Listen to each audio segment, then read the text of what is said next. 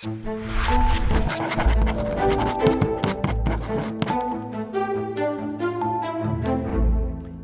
was in Europe last week, and when locals learned I was American, the question I got most often was why? Why was Europe suddenly the enemy of America? Why was the United States suddenly so unrecognizable? Their confusion obviously is not limited to their continent. Global confidence in the U.S. is weakening by the day, attacking our closest allies, not just there, but against our neighbors to the north and south, in Asia and beyond. Abandoning an ally in need in Ukraine, choosing instead to reward an enemy in Russia, in between hosting seemingly every single dictator with apparent admiration. When Trump launched the global trade war with no allies, no coordination, and no preparation, the consequences have been both foreseeable and draconian.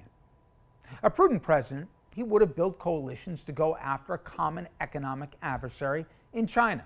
Instead, Trump has achieved the impossible, enhancing the Asian nation as a global economic superpower while tariffing every ally and every often threatening to invade, annex, or even turn a sovereign nation into our 51st state. Now, worse than feeling betrayed by our president, our longtime friends are losing respect for him too, and they're speaking with their collective wallets. Treasury bills, long the safest global investment, reflective of American stability in an unstable world, suddenly are not so appealing. Bond yields are spiking, and possibly most damning, the international gold standard, the US dollar, keeps weakening. This is not just because of Trump's ill-thought trade wars, it's because of him. Now, we take it for granted in America, but the strength of our institutions and their adherence to the rule of law was more than admired around the globe. It was the bedrock of the calculation global investors considered in making us their safe harbor. Trump's lawlessness, disloyalty, abandonment of principles, and utter unseriousness has changed that perception. We suddenly may no longer be the safest bet. When they see and hear Trump's bluster, they're no longer cowering or even dismissingly tolerant. No, they don't see it as empty rhetoric. Instead, they see us as an existential threat. Think about that. Suddenly, they're looking for alternative alliances, different trade partners, and even looking at America differently. I heard something last week I had never heard before. People rethinking about coming to America. Many peers told me they were changing their summer plans.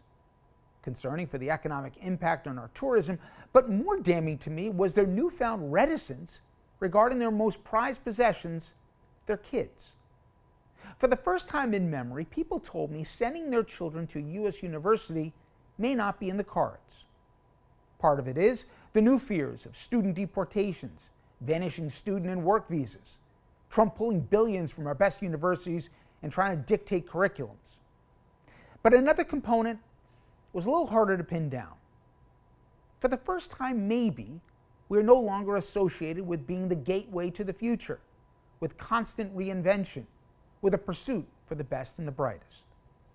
What they see instead is something uglier, not aspirational, something unfamiliar.